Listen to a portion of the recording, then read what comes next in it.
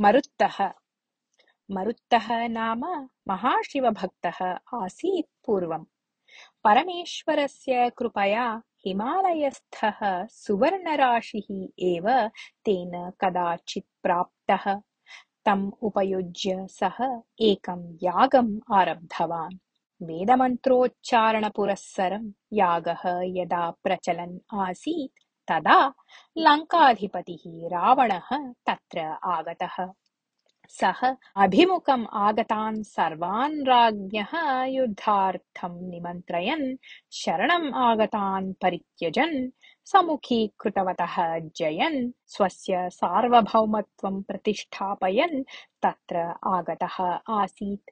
सः मरुत्तस्य यागशालायाः समीपं गत्वा मां शरणं गच्छतु, अन्यथा मया सह युद्धं कृत्वा यमलोकं वा शरणं गच्छतु इति दर्पेण उक्तवान्।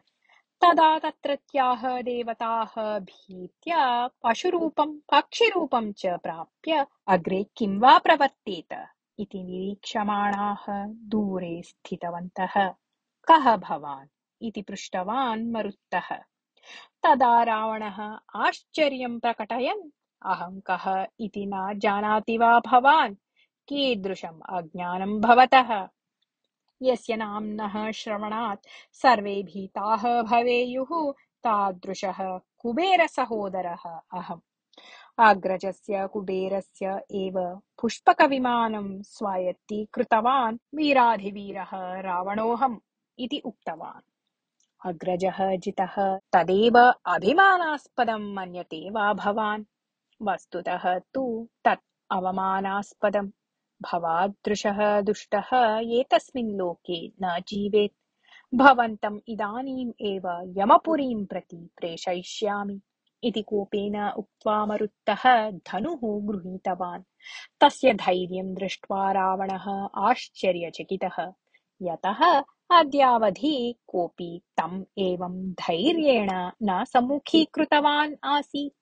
यदा तयोः युद्धम् आरब्धम् तदा संवर्तकः नाम ऋषिः तौ निवारयन् मरुत्तम् उद्दिश्य, यागसमये कर्ता कोपाविष्टः न भवेत्। कोपं प्राप्य व्रतभङ्गं कृतवान् भवान् पराजयं प्राप्तवान् इव इति उक्तवान्।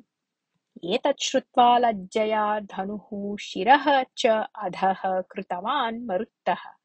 तत्काले तत्रैव स्थितः दैत्यगुरुः शुक्राचार्यः रावणम् उद्दिश्य, मरुत्तः उन्नीतं धनुः अधः कृतवान्, अतः सः भवता जितः इव इति उक्तवान्। एतेन तृप्तः रावणः ततः निर्गतवान्।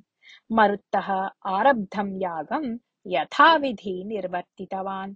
जीवितान्तं यावत् सुवर्णस्य उपयोगं कुर्वन् सः अवशिष्टं सुवर्णं हिमालये एव निखातवान्। अग्रिमे काले धर्मराजः यज्ञार्थं तदेव सुवर्णम् उपयुक्तवान्।